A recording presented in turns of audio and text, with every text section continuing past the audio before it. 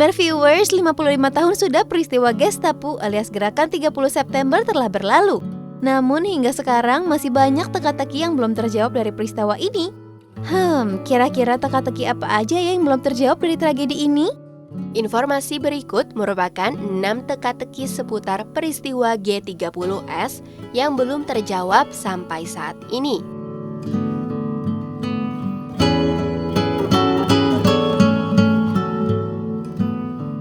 Pertama, siapa sosok yang mendalangi peristiwa G30S? Seperti yang diketahui, sejarah mencatat pada malam 30 September 1965 terjadi pembunuhan 7 pahlawan revolusi oleh PKI karena hendak mengudeta Presiden Soekarno untuk menjadikan Indonesia sebagai negara komunis.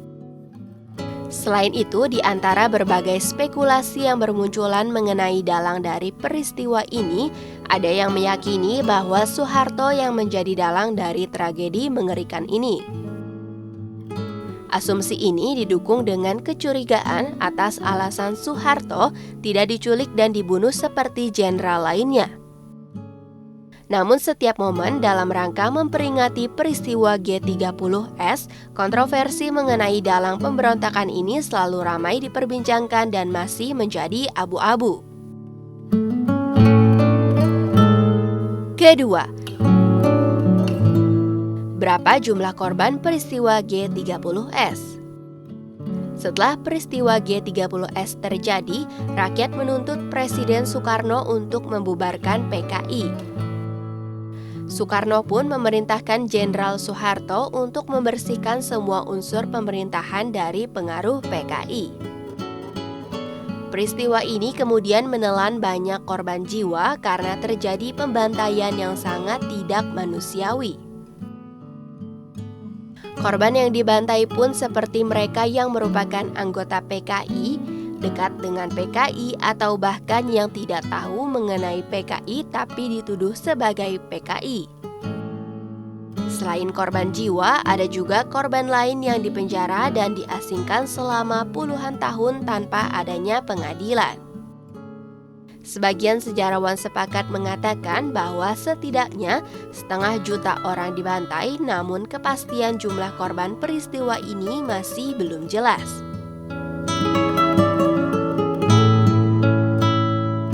Ketiga,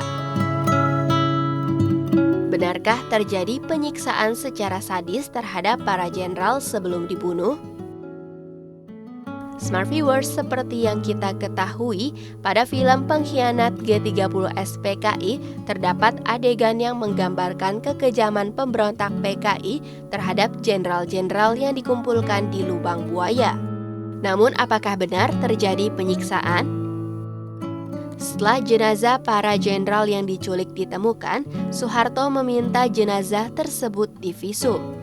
Salah satu koran nasional saat itu menuliskan bahwa terdapat bekas luka di sekujur tubuh jenazah akibat siksaan sebelum ditembak. Namun dilansir dari Tempo, Profesor Dr. Arief Budianto yang merupakan salah satu anggota tim forensik memberikan konfirmasi data yang berbeda. Menurutnya memang ditemukan bekas tembakan jarak dekat, tetapi tidak ada bukti penyiksaan dengan mencungkil bola mata. Mereka yakin bahwa kondisi mata korban terjadi karena pembusukan. Keempat, benarkah ada keterlibatan Amerika Serikat dan agen CIA dalam peristiwa ini? Peristiwa G30S PKI tidak hanya menjadi sejarah nasional, tapi juga internasional. Central Intelligence Agency atau CIA disebut-sebut memiliki peran saat peristiwa ini terjadi. Dugaan ini semakin kuat ketika CIA memberikan respon yang berbeda setelah berlawanan dengan rezim Soekarno. Sejak awal, CIA diketahui terlibat dalam berbagai konflik di negara berkembang. Mereka sering menggunakan operasi rahasia untuk menjatuhkan kekuasaan yang dianggap bertentangan dengan norma Barat. Menurut Marshall Green, CIA tidak terlibat secara langsung dalam peristiwa G30S PKI. Ia menyatakan bahwa CIA hanya pihak yang menunggangi ombak yang muncul sesaat setelah upaya kudeta dilakukan.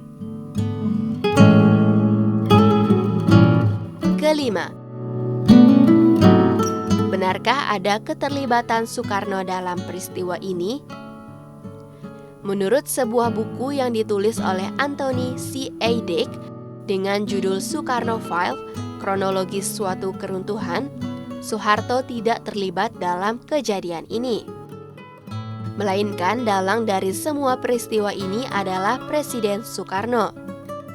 Menurutnya, Soekarno telah mengetahui 2 hari sebelumnya bahwa 1 Oktober pukul 4 pagi akan terjadi kudeta terhadap Presiden Soekarno. Bahkan Soekarno telah mengetahui jenderal mana saja yang menjadi sasaran dan apa yang akan terjadi dengan mereka. Dick menilai tuduhan yang mengatakan Soeharto sebagai dalang peristiwa ini tidak beralasan, karena Soeharto bertindak atas tragedi yang menimpa para jenderal. Selain itu, Dick menjelaskan bahwa pada tanggal 4 Agustus 1965, Soekarno memanggil beberapa orang ke istana, salah satunya adalah Letnan Untung. Menurut buku tersebut, Untung diminta untuk menindak jenderal yang dianggap tidak setia kepada Soekarno. Keenam, benarkah ada keterlibatan Letnan Untung dalam peristiwa ini? Nama Letnan Kolonel Untung sering muncul ketika menyebut peristiwa G30S PKI. Banyak orang yang menganggap bahwa Untung merupakan salah satu pengkhianat dalam peristiwa ini. Namun, ada juga yang mengatakan bahwa Letnan Untung hanya boneka bagi oknum tertentu yang ingin menggulingkan pemerintah Soekarno. Dan itulah 6 teka-teki yang belum terjawab hingga saat ini terkait peristiwa G30S. Smart Viewers, menurutmu teka-teki tentang G30S apa ya yang belum terjawab?